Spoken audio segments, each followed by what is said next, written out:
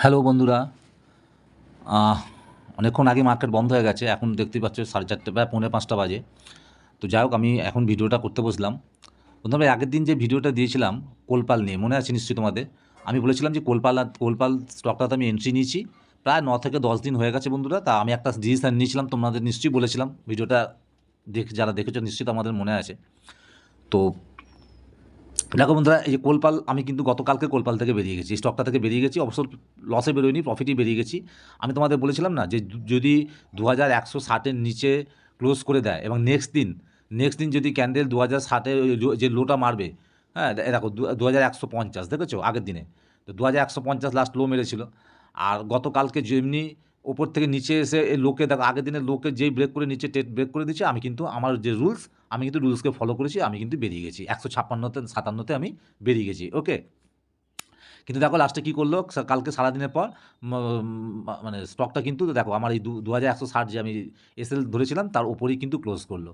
ঠিক আছে, কিন্তু আমার রুলস কী ছিল, যেহেতু যেহেতু আমার আগের দিন ও এই যে মানে 6 তারিখে যেহেতু 2160 লেভেলের নিচে ক্লোজ করেছিল, সেই জন্য আমার নীতি কি, নেক্সট দিন যেহেতু আমার এসএলের নিচে ক্লোজ করে দিচ্ছে, আমি কী করি, আমার রুলসটা কি, আমার কন্ডিশন হচ্ছে যে নেক্সট দিন যখন ক্যান্ডেল ওপেন হবে, হওয়ার পর যদি দেখি শুরুতেই হোক আর লাস্টে হোক যখনই হোক, যদি আগের দিনের লোকে যদি ব্রেক করে দেয় তাহলে আমি এক্সিট করে যাব, ওটাই আমার এসএল হয়ে যাবে। কারণ এটা আমার রুলস, আমি আর ওয়েট করবো না আবার, মানে ক্যান্ডেল ক্লোজ হওয়ার জন্য ওয়েট করবো না। যেহেতু 6 তারিখে এই ক্যান্ডেলটা, রেড ক্যান্ডেলটা দেখো নিচেই ক্লোজ করে দিয়েছে আমার মানে এসএলের নিচে। তো আমি রুলস অনুযায়ী দেখো কালকে বেরিয়ে গেছি। আর তোমরা জানো আমার টার্গেট ছিল 2300, এই যে 2300 পর্যন্ত আমার টার্গেট ছিল। তা আমি বেরিয়ে গেছি। বেরিয়ে যাওয়ার পর দেখো কালকে আমি বেরিয়ে গেছি, হ্যাঁ, আর আজকেই দেখো 2200 মেরে দিয়েছে, এখন 2197-তে ক্লোজ করেছে। তাহলে বুঝতেই পারছো, এগুলো কিছু করার নেই, জানো তো, রুলসকে ফলো করে চলতে হবে। আমি যা রুলস মেনে চলি, যে আমার যা কন্ডিশন ছিল সেই কন্ডিশন অনুযায়ী কালকে আমি দেখেছি হয়েছে, আমার আগের দিনের লোকের নিচে ব্রেক করে দিচ্ছে, তা আমি বেরিয়ে গেছি। তবু আমার গোটা 25-30 টাকা হলো প্রফিট ছিল, নিয়ে বেরিয়ে গেছি। লসে কিন্তু আমি বেরোইনি। বাট আজকে দেখো একটু নিচে এসেছিলো, মানে 2160 একটু উপরে ওপেন হয়েছিল, হয়ে একটু সামান্য নিচে এসে সোজা তুলে দিয়ে দিনের শেষে 2197-তে ক্লোজ করেছে। ওকে, কোনো ব্যাপার না। তাহলে আমি ঠিকই আছি, কিন্তু আমার রুলসকে আমি ফলো করেছি। এবার দেখতে হবে যে 2300 টার্গেটকে টাচ করে কিনা। ওকে, তো চলো বন্ধুরা, এই ভিডিওটা আমি এই স্টকটা এই জন্য করলাম, যে এটা জানাবার জন্য যে এই স্টকটা থেকে আমি গতকালকে বেরিয়ে গেছি। আমার যা রুলস, সেই রুলসকে আমি ফলো করেছি। আমি কিন্তু প্রফিটেই বেরিয়েছি, বাট 10 দিন মতো ওয়েট করেছি, কোনো হালচাল দেখলাম না বলে আমি বেরিয়ে যাওয়াটাই ঠিক বলে মনে করেছি, তাই আমি সিদ্ধান্ত নিয়েছি। ওকে, আর এখন আফসোস করারও কোনো এই জায়গা নেই। এবার চলো যাই আজকে বন্ধুরা, আজকে আমি একটা নতুন স্টকে এন্ট্রি নিচ্ছি, আর আহ, সেটা তোমাদের দেখাই। এই দেখো, M&M লিমিটেড, ঠিক আছে, মহিন্দ্রা অ্যান্ড মহিন্দ্রা, ঠিক আছে। দেখো, তিন হাজার 354 টাকা 70 লেভেলে আমি বাই করেছি। এখন দেখো আজকে দেখো মোটামুটি 145 টাকা 80 পয়সা আমার লসে আছে। চলো সেটা পরের কথা না, এবার দেখিনি আমি কেন বাই করেছি, কী ব্যাপার সমস্তটা তোমাদের, হ্যাঁ, একটু আলোচনা করি, অ্যানালাইসিস করে তোমাদের বলি। দেখো বন্ধুরা, এই যে 3-4টে লাইন টেনেছি দেখছো, ঠিক আছে। একটা জিনিস দেখাই, আমি দেখলাম এই স্টকটা, আমি দেখলাম যে অটোমোবাইল সেক্টরটা মোটামুটি একটু ভালো দিকেই আছে, মানে আপসাইড মুভমেন্ট দিচ্ছে। এবং গতকালকে যে ব্রেকআউট ছিল সেই লেভেলকে ব্রেকআউট করার পর আজকে রিট্রেস নিয়েছে। রিট্রেস নেওয়ার পর আমি দেখলাম ক্রমশ আস্তে আস্তে রিকভার করছে, উপরের দিকে উঠছে। সেই জন্য আমি এই স্টকটাতে ঢুকলাম, অটোমোবাইল সেক্টরটা ভালো দেখেছি দেখে আমি M&M স্টকটাতে এন্ট্রি নিচ্ছি। এবার কেন নিচ্ছি, এই দেখো, একটু কষ্ট করে তোমরা দেখো, যেহেতু আমি মোবাইলে করছি। তো এই দেখো, এই যে দেখছো 3300, এই লেভেলটাতে আমি কেন লেভেলটা টেনেছি, প্রথম কথা দেখো, গত 6 তারিখে, 6 তারিখে দেখেছো এই যে গ্রিন ক্যান্ডেলটা, এ দেখো কোথায় ক্লোজ করেছে, এ দেখো 3300-তে, ঠিক আছে। আগে দেখো এই যে গ্রিন ক্যান্ডেলটা 15ই এপ্রিল দেখো এখানে হিট করেছে, দেখেছো, এখানে হিট করেছে, মানে রেজিস্ট্যান্স দিয়েছে, নিয়ে আবার নিচে চলে এসছে। তার একটু আগে যাও, এই দেখো এখানে সবুজ ক্যান্ডেলটা, এখানে এই গ্রিন ক্যান্ডেলটা দেখো 10ই মার্চ, দেখেছো, হ্যাঁ 10ই মার্চ, এখানে দেখো রেজিস্ট্যান্স নিচ্ছে, 3300-কে রেজিস্ট্যান্স নিচ্ছে, আবার নিচে চলে এসছে। বারবার এই লেভেলটাকে রেজিস্ট্যান্স নিচ্ছে, অর্থাৎ আমার মনে হলো এই রেজিস্ট্যান্সটা এই যে লেভেল, এটা একটা ভাইটাল, খুব ইম্পর্ট্যান্ট লেভেল বলে আমার মনে হলো। তাই আমি ঠিক করলাম কি, যদি এই লেভেলটাকে ব্রেকআউট দেয়, এই লেভেলের ওপর ব্রেকআউট দিয়ে যদি একটা ক্যান্ডেল, ডেলি ক্যান্ডেল যদি ক্লোজ করে দেয় এবং নেক্সট দিন যদি একটু রিট্রেস করে নিচে এসে যদি আমার এই 3300 লেভেলটাকে যদি টাচ করে, তাহলে আমি এখানে এন্ট্রি নেব। তো দেখো আগের দিন অর্থাৎ 7 তারিখে দেখো 3300 এতদিন ধরে এই লেভেলটাকে ব্রেকআউট দিতে পারছিল না। আগের দিন মানে গতকালকে দেখো এই 3300 লেভেলটাকে এই গ্রিন ক্যান্ডেলটা ব্রেকআউট দিয়ে ক্লোজ করেছে। আজকে এবার কী করলো, আমার যে কন্ডিশন অনুযায়ী দেখো আজকে ওপেন হলো। আজ ওপেন হওয়ার পর এখান থেকে আমি যদি রিট্রেসমেন্ট চাই, দেখো রিট্রেস করে বেশিটা কিন্তু নামে না। মানে আমার ইচ্ছে ছিল স্টকটা যদি 3300কে যদি রিটেস্ট করতো খুব ভালো হতো, ও রিটেস্ট করেনি। আমি দেখলাম সেক্টরটা নিচে নামছে না, ঠিক আছে, সেক্টরটা রিট্রেসমেন্ট নিচ্ছে কিন্তু নিচে নামছে না, উপরের দিকে উঠে যাচ্ছে। তা আমি দেখলাম যে এখানে আমি যদি এখানের মধ্যে যদি এটাতে না এন্ট্রি নিই, তাহলে আরও বড় এসএল আমার বড় হয়ে যাবে। তো যাই হোক বন্ধুরা, আমি তখন কী করেছি, একটা জিনিস ঠিক করলাম যে যেখানে ওপেন হয়েছিল সেই ওপেনকে যখন ব্রেকআউট দেবে আমি এখানে কোথাও মানে রানিংয়ে মার্কেটে মেরে ঢুকে গেছি, ঠিক আছে। তাতে আমার কেনা পড়েছিল কত, যে এইমাত্র তোমাদের দেখালাম যে 3354 টাকা 70 আমার বাইং হয়েছে। তা এবং আমার টার্গেট রেখে দিচ্ছি 3478.70, এই হচ্ছে আমার টার্গেট। এবার কম বেশি করে আগামী দিনে যা হবে বুঝে শুনে করবো, ঠিক আছে। এবার দেখি এটা কতদিনে কী হয়, টার্গেট দেয় কিনা, নাকি আমার এসএলকে হিট করে দেয়, সেটা এখন দেখার আছে।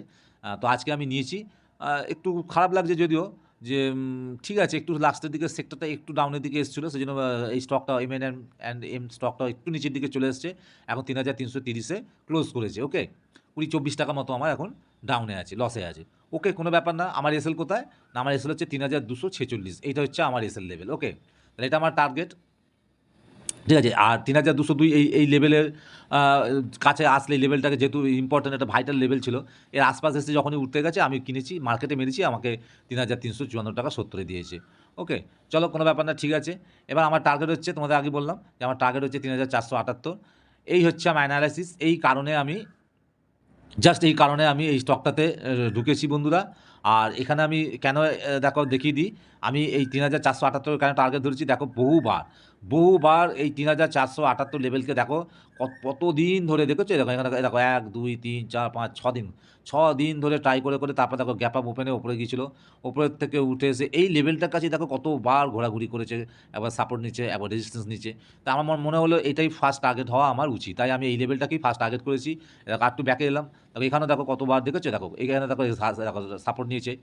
আবার দেখো এরা একটু আগে পিছিয়ে গিয়ে দেখো ব্যাক সাইডে দেখো এখানে কত দিন ধরে দীর্ঘ সময় ধরে দেখো 3478 লেভেলকে দেখেছো রেজিস্ট্যান্স নিয়েছে। আবার দেখো এই যে এই লেভেলটা, এই যে 4ই সেপ্টেম্বর 2025 এখানেও সাপোর্ট নিয়েছে। তাই আমার মনে হলো স্ট্রং একটা লেভেল, তো এই লেভেলটা পর্যন্ত যেতে পারে যদি আমার অ্যানালাইসিস আমি ঠিক করে থাকি, তাহলে আমার মনে হয় এই টার্গেটটা দিতে পারে। এবার জানি না আগে টার্গেট দেবে না আগে এসএল হিট করবে, আমি জানি না, এটা মার্কেটের উপর ছেড়ে দিচ্ছি, স্টকের উপর ছেড়ে দিচ্ছি। এবার বন্ধুরা এই হচ্ছে আমার অ্যানালাইসিস, তো আমি এই স্টকটাতে এন্ট্রি নিয়েছি।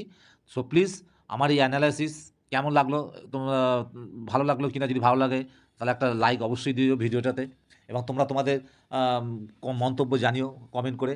প্লাস আমি যে জায়গায় এন্ট্রি নিয়েছি এই এন্ট্রি লেভেলটা আমার সঠিক হয়েছে কিনা, নাকি বেশি বড় মানে বড় এসএল হয়ে গেল কিনা, এসএল আমি কি অনেক বড় নিয়ে ফেললাম কিনা, বা টার্গেটটা কি আমি অনেক বেশি ধরে ফেলেছি কিনা, ঠিক আছে। তো তোমরা একটু অ্যানালাইসিস করে তোমরা তোমাদের সাজেশনটা আমাকে জানিও কমেন্টের মাধ্যমে, তাহলে আমারও খুব ভালো হবে।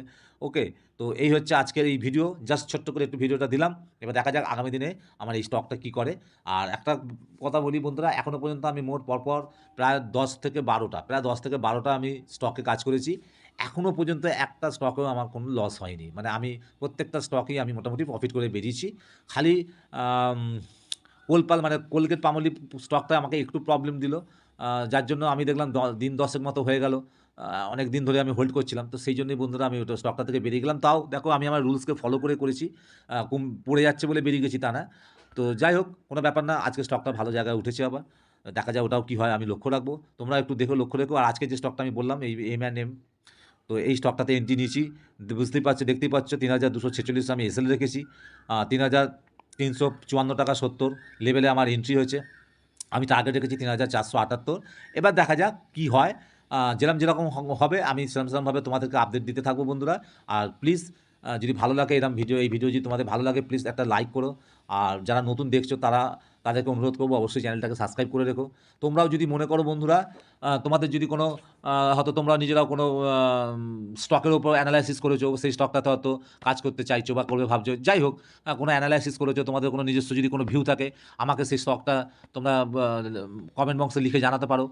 আমিও তাহলে কী করবো, একটু অ্যানালাইসিস করবো সেই স্টকটার উপর, ঠিক আছে, করে দেখবো। আমিও আমার ভিউটা তোমাদেরকে জানাবো যে আমি যদি এই সেই স্টকটাতে কাজ করি, কীভাবে করবো, কীভাবে অ্যানালাইসিস করছি, কোথায় সেল হবে, টার্গেট কোথায় রাখবো, ঠিক আছে, তো এন্ট্রিটা কোথায় নেওয়া ঠিক হবে।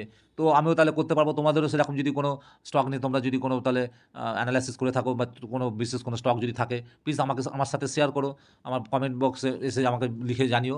ওকে, তাহলে এইভাবে আমরা একে অপরকে হেল্প করতে পারবো, অনেক কিছু একে অপরের কাছ থেকে শিখতে পারবো, তাই না? তো এইভাবে আমরা শিখতে থাকবো আগামী দিনে, ছোটো ছোটো ছোটো ছোটো করে ট্রেড নিতে থাকবো। শেখার সময় ছোটো ছোটো ট্রেডই সঠিক, রিস্কটা কম নেবো, প্রফিটটা বেশি হবে।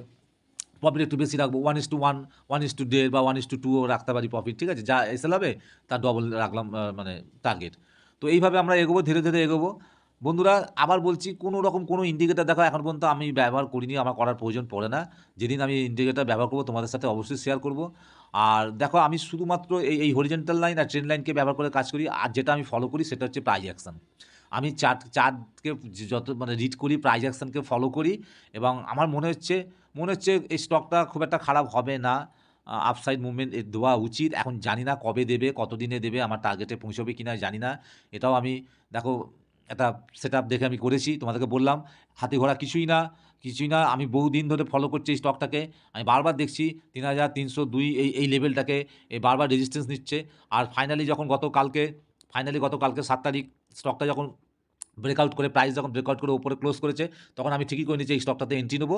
তবে হ্যাঁ, একটু খারাপ লাগছে এই ভেবে যে ভুল আমি করিনি, ঠিকই আছে, মানে এন্ট্রিটা একটু বেশি মানে বড়, মানে ভুল জায়গা হচ্ছে। মানে আমি যদি এই যে যখন প্রথমেই এইখানে এসেছিলো, এই 3315 কাছাকাছি এসেছিলো, আমি যদি এইখানটাও এন্ট্রি নিতাম তাহলেও ঠিক ছিল, কিন্তু আমার এন্ট্রিটা হয়ে গেলো 3354, অর্থাৎ 40 টাকা, মানে 40 পয়েন্ট, ধরো 40 পয়েন্টের মতো আমার বাড়তি হয়ে গেলো, অর্থাৎ এসএল আমার 40 পয়েন্ট বেশি বেড়ে গেল, বুঝতে পারছো?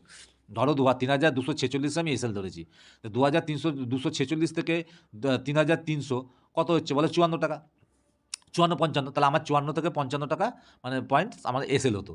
সেই জায়গায় কী হলো, আরও 54-55 টাকা মতো আমি এসএল মানে বাড়িয়ে ফেললাম। তো এটা একটু ভুল হয়েছে, তো ঠিক আছে, কোনো ব্যাপার না। আমি যখনই দেখলাম বন্ধুরা যে এসএল অনেক বড় হয়ে গেছে, প্রায় ডবল করে ফেলেছি, আমি তখন কী করলাম বলো তো, আমি দেখলাম তাহলে আমি পজিশন সাইজকে ঠিক রাখবো, অর্থাৎ আমি কিন্তু রিস্ক ম্যানেজমেন্টটাকে ঠিক রেখেছি। আমি ঠিক করে নিয়েছি যে মোটামুটি ধরো 600-700 টাকার বেশি আমি এটাতে রিস্ক নেব না। তাই 600-700 টাকা যদি রিস্ক নিই, তাহলে আমি কী করবো, আমাকে তাহলে কোয়ান্টিটি কম করতে হবে, অর্থাৎ পজিশন সাইজ ঠিক করতে হবে, এর বেশি রিস্ক যদি না নিই। তো সেই জন্য যেহেতু আমার এসএলটা বড় হয়ে গেছে, ওই জন্য মাত্র 6খানা শেয়ার আমি বাই করেছি বন্ধুরা, মাত্র 6টা শেয়ার বাই করেছি। 100 টাকা সামথিং একটু বেশি পড়ছে এসএল, কোনো ব্যাপার না, 600-650 টাকা আমি এটা আমি রিস্ক নিয়েছি।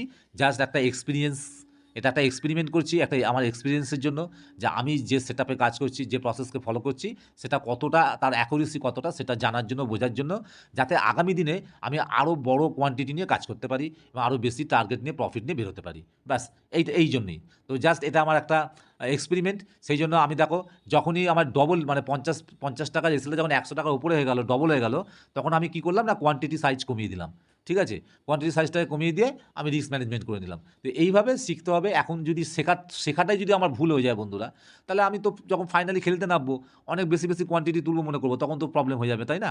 তাই আমি ছোটো ছোটো কোয়ান্টিটির মাধ্যমে রিস্ক ম্যানেজমেন্টকে ঠিকঠাক রেখে, সমস্ত রুলসকে ফলো করে, আমি আমার প্রসেসকে ফলো করে কাজ করছি। এবার সেটাই তোমাদের সাথে জাস্ট শেয়ার করছি। আমার যদি কোথাও আমার যদি ভুল হয়ে থাকে, আমার শেখার মধ্যে যদি কিছু ভুল হয়ে থাকে, আমার অ্যানালাইসিস যদি কোনো ভুল হয়ে থাকে, তাহলে প্লিজ তোমরাও এটা অ্যানালাইসিস করো তোমাদের মতো করে, এবং তোমরাও তোমাদের ভিউটা আমাকে জানাও কমেন্টের মাধ্যমে। ওকে, চলো তাহলে এখানেই ভিডিওটা শেষ করছি। আর হ্যাঁ, আবার বলে দিই যে এটা কোনো রেকমেন্ডেশন না, অনলি ফর লার্নিং পারপাসে। আমি নিজেও শেখার চেষ্টা করছি, এবং আমি চাই আমার ভিডিওটা তোমাদের যদি ভালো লাগে, তোমরা যদি এখান থেকে কিছু তথ্য পাও, তাহলে উপকার হয়, তাহলে অবশ্যই জানিও, এবং অবশ্যই ভিডিওটাকে লাইক করো। আর যারা নতুন দেখছো তাদেরকে রিকোয়েস্ট করবো, প্লিজ চ্যানেলটাকে সাবস্ক্রাইব করে রেখো। চলো, আগামী দিন আবার একটা নতুন কোনো স্টক নিয়ে আবার আমি আসছি। ততক্ষণের জন্য তোমাদের সকলকে ধন্যবাদ। Thank you.